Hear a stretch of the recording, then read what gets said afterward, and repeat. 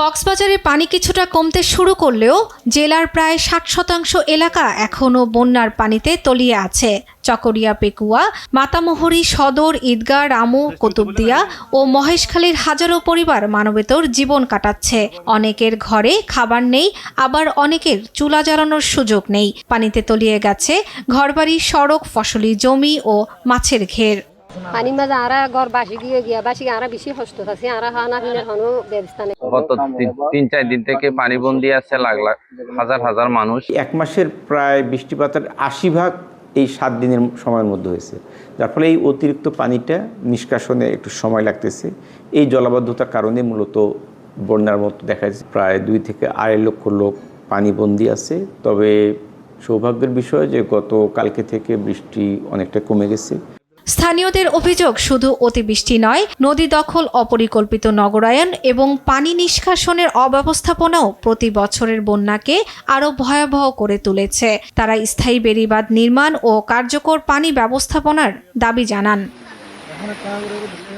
রাঙামাটির বাঘাইছড়িতে পানি কমতে শুরু করলেও বিলাইছড়ির ফারুয়া ইউনিয়নে পরিস্থিতি এখনও ভয়াবহ।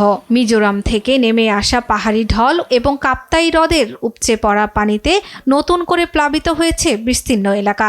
নৌযোগাযোগ বিচ্ছিন্ন থাকায় খাদ্য ও চিকিৎসা সংকটে হাজারো মানুষ।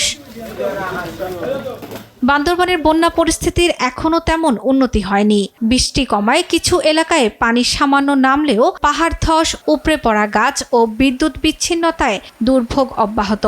সেনাবাহিনী, বিজিবি ও ফায়ার সার্ভিস সড়ক সচল করতে কাজ করছে এবং উদ্ধার অভিযান চালাচ্ছে। তবে প্রয়োজনের তুলনায় ত্রাণ সহায়তা কম বলে অভিযোগ স্থানীয়দের।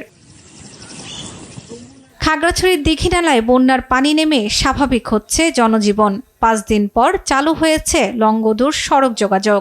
তবে পানি নামতেই সামনে এসেছে ক্ষয়ক্ষতির চিত্র।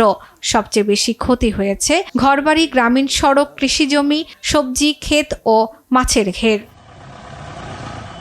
পানি কমলেও দুর্ভোগ এখনও কাটেনি। তাৎক্ষণিক ত্রাণের পাশাপাশি দীর্ঘমেয়াদী বন্যা নিয়ন্ত্রণ ব্যবস্থা গ্রহণই এখন দুর্গত মানুষের সবচেয়ে বড় প্রত্যাশা।